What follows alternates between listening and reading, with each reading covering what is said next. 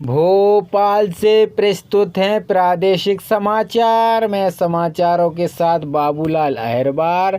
अब समाचार विस्तार से। तो मई माह की शुरुआत हो चुकी है। मौसम विभाग ने पहले ही चेतावनी जारी कर दी है कि ये महीना मध्य प्रदेश में लोगों को इस महीने भीषण गर्मी का सामना करना पड़ेगा। तापमान में तेजी उछाल आएगा और गर्मी हवाएं भी चलेंगी। सबसे ज़्यादा मालवा, निवाड़, ग्वालियर, चंबल संभाग में गर्मी का असर दिखेगा। सीनियर मौसम विज्ञापन डॉक्टर दिव्या ई सुरेंद्र ने बताया कि मई में सबसे ज़्यादा गर्मी पड़ती है। 10 साल का ट्रेंड देखो तो मध्य प्रदेश के कई शहरों में पारा 47 से 48 डिग्री तक पहुंच चुका है। इस बार गर्म हवाएं चलेंगी और रात में भी इसका असर देखने को मिलेगा। रातों की गर्मी रहेगी। हालांकि मई में बारिश का भी ट्रेंड रहता है। वर्ष 2023 में भोपाल, इंदौर, ग्वालियर, जबलपुर और उज्जैन में इसी माह में बारिश भी हो चुकी है। यहाँ भी गर्मी के संकेत। मौसम विभाग ने मई में ग्वालियर, चंबल समेत भोपाल, उज्जैन, निवाड़ी, छतरपुर के खजुराहो और नौगांव, टीकमगढ़, खरगोन, शिवपुरी, खंडवा, बड़वानी में भीषण गर्मी पड़ने के संकेत दिए हैं। अनुमान है कि मई में पारा 47 डिग्री के पार जा सकता है। मध्य प्रदेश में स्कूल शिक्षा विभाग मंत्रालय के अंतर्गत लोक शिक्षण संचालक कुछ भी कर देता है। नियमों को तोड़ना और मर्यादा के पार चले जाना इसकी आदत बन गई है। प्रमुख सचिव स्कूल शिक्षा द्वारा सरकारी शिक्षकों को दी गई गर्मियों की छुट्टी संयुक्त संचालक लोक शिक्षण में कैंसिल कर दी गई हैं। उन्होंने शिक्षकों को आदेश किया है कि वह ट्रेनिंग प्रोग्राम में उपस्थित रहेंगे। मध्य प्रदेश में ट्राइबल डिपार्टमेंट के शिक्षकों को ग्रीष्मकालीन अवकाश नहीं। मध्य प्रदेश शासन स्कूल शिक्षा विभाग मंत्रालय द्वारा दिनांक 1 मई से 31 मई तक सरकारी शिक्षकों को ग्रीष्मकालीन अवकाश दिया गया है। दिनांक 11 मार्च 2024 को इसका विविध आदेश जारी भी किया गया। इसके बावजूद दिनांक 29 अप्रैल 2024 को कार्यालय संयुक्त संचालय लोक शिक्षण शेड्यूल संभाग की ओर से एक आदेश जारी किया है कि जिसे बताया गया है कि आयुक्त शहडोल संभाग शहडोल के मार्गदर्शन में संभाग अंतर्गत 3 जिलों के शासकीय विद्यालयों के समस्त शिक्षण अमले को माह मई 2024 में मोटिवेशनल प्रशिक्षण दिया जाना है। केंद्रीय मंत्री ज्योतिरादित्य सिंधिया गुना शिवपुरी लोकसभा सीटें चुनाव लड़ रहे हैं। पिछोर एवं शिवपुरी में उनके रोड शो में होने वाले इसके ठीक पहले व्हाट्सएप पर एक मैसेज वायरल हो गया है। इसमें बताया गया है कि ज्योतिरादित्य सिंधिया की माता जी की तबीयत बहुत खराब है और श्री सिंधिया एवं उनकी धर्मपत्नी सारे कार्यक्रम निरस्त करके दिल्ली रवाना हो गए हैं। यह मैसेज उसे समय में भी वायरल हुआ था जब सिंधिया पिछोर में जनता के बीच मौजूद थे। बाद में सिंधिया जी की सेवा में इस स्थिति को स्पष्ट करने के लिए अपनी तरफ से हजारों व्हाट्सएप मैसेज किए गए हैं। मध्य प्रदेश की राजधानी भोपाल में समर्थन मूल्य पर गेहूं उपार्जन का कार्य के लिए पूर्व जारी अंतिम तिथि 7 मई से बढ़ाकर अब 20 मई नियम की गई है। जिला आपूर्ति अधिकारी श्री मीना कलाकार ने खाद्य नागरिक आपूर्ति एवं उपभोक्ता संरक्षण विभाग के अप सचिव द्वारा आदेश हवाला देते हुए बताया कि रबी विषण वर्ष 2024-25 में समर्थन मूल्य पर गेहूं उपार्जन के लिए जारी संदर्भित नीति की कंडी के अनुसार समर्थन मूल्य पर गेहूं उपार्जन कार्य के लिए भोपाल संभाग में 7 मई नियत की गई है। नवीन जारी आदेश के अनुसार कृषकों की सुविधाओं को दृष्टिगत प्रदेश में समर्थन मूल्य पर गेहूं उपार्जन की अवधि 20 मई 2024 तक बढ़ाई गई है। अतः भोपाल जिले में समर्थन मूल्य पर गेहूं उपार्जन का कार्य 20 मई तक किया जाएगा।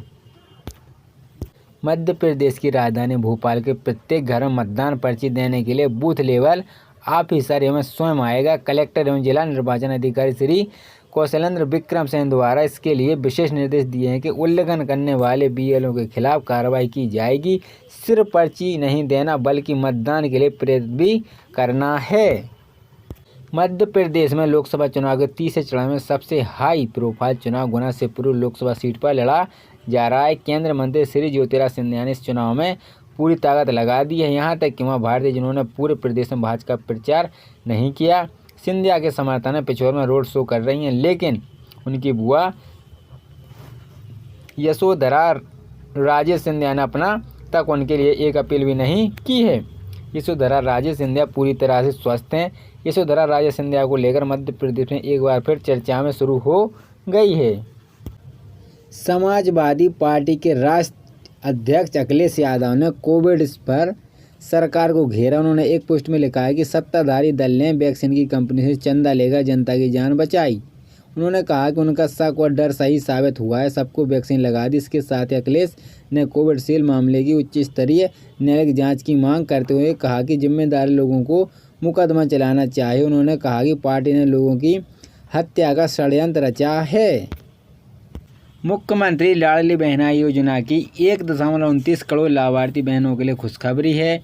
मई में योजना की 12वीं किस्त आने वाली। इसके तहत फिर बहनों के खाते में 1250 रुपये आएंगे। खबर है कि मार्च अप्रैल की तरह मई ये भी तय तारीख से पहले किस्त की राशि खाते में भेजी जा सकती है। यह अनुमान इसलिए भी लगाया जा रहा है कि क्योंकि 7 मई को एमपी की कई सीटों पर लोकसभा चुनाव की वोटिंग होनी है। स्कूल शिक्षा विभाग ने छुट्टी और शिक्षकों की छुट्टी का निर्धारित कर दिया है। ग्रीष्मकाल के दौरान छात्रों की छुट्टी 1 मई से 15 जून तक तय की गई है। वहीं शिक्षकों का अवकाश 1 मई से 31 मई तक दिया गया है। दशहरे में 10 से 13 अक्टूबर, दीपावली में 29 अक्टूबर से 3 नवंबर और शीतकालीन के दौरान 31 दिसंबर से 4 जनवरी 2025 तक अवकाश निर्धारित किया गया है। अमेरिका के लाखों मजदूरों ने हड़ताल शुरू की थी। इसमें 11,000 कारखानों के 3,80,000 मजदूर शामिल थे। वहीं 1 मई को मजदूर दिवस के रूप में मनाने की शुरुआत हुई थी। फीस के 10 लाख रुपए गबन करने वाले शिक्षक गिरफ्तार, पकड़ा गया, आत्महत्या की धमकी देने लगा। माध्यमिक शिक्षा मंडल द्वारा घोषित कक्षा 10वीं 12वीं की परीक्षा में राज्य स्तरीय प्राण सूची में स्थान प्राप्त करने वाले विद्यार्थियों को कलेक्टर प्रतिभा पाल द्वारा सम्मानित किया जाएगा। यह सम्मान समारोह 1 मई को कलेक्टर के मोहन सभागार में दोपहर 12 बजे से आयोजित किया गया है। जिला शिक्षा अधिकारी सुदामा गुप्ता ने सभी संविदा संस्थान प्रमुखों को निर्देश दिए हैं कि संबंधित विद्यार्थियों के साथ उनके अभिभावकों की उक्त सम्मान समारोह में उपस्थित होना सुनिश्चित कराएं। मध्य प्रदेश में लोकसभा चुनाव से पहले दल बदल का दौर जारी है। लगातार नेता कांग्रेस छोड़ बीजेपी का दामन थाम रहे। इसी बीच कई कारण बताए जा रहे हैं कि कोई कह रहा है कि इस केस में बचने के लिए बीजेपी का दामन थामा जा रहा है, तो कोई कह रहा है कि राजनीतिक लाभ के लिए बदला दिया रहा है। बीते दिन मुरैना महापौर शारदा सोलंकी ने भी बीजेपी का दामन थाम लिया है, जिसके खिलाफ अभी कोर्ट में एक केस चल रहा है, जिसका जल्द ही फैसला आने वाला है। ऐसा माना जा रहा है कि इसी फैसले को देखते हुए शारदा सोलंकी ने बीजेपी का दामन थामा है। सुप्रीम कोर्ट ने उस जनहित याचिका पीआईएल पर केंद्र सरकार ने जवाब मांगा है, जिसमें एक मृत पूर्व सैनिक की फैमिली पेंशन में कटौती पर सवाल उठाया है। मुख्य न्यायाधीश DBI चंद्रचूड़ की अध्यक्षता वाली पीठ शुरू से इस जनहित याचिका पर विचार करने के लिए इच्छुक नहीं थी। पीठ इसी नीतिक मामले तौर पर देख रही थी कि इसके बावजूद वरिष्ठ वकील नीतीश गुप्ता ने अपने दलील से पीठ को केंद्र सरकार से जवाब मांगने के लिए मना कर दिया है।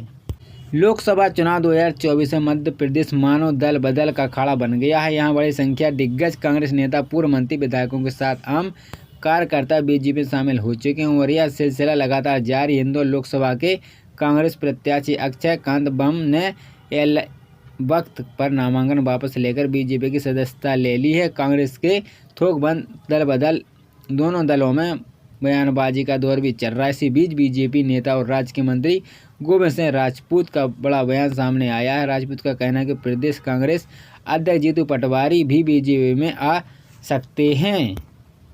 राजपूत ने सागर में बीजेपी कार्यकर्ता को संबोधित करते हुए यह बात कही है कि राजपूत ने कांग्रेस कार्यकर्ता को बीजेपी आने के सिलसिले का जिक्र करते हुए जीतू पटवारी के भी बीजेपी आने की बात कही। गोविंद सिंह ने कहा कि ऐसी चलता रहा तो 7 तारीख तक जीतू पटवारी भी बीजेपी में आ जाएंगे।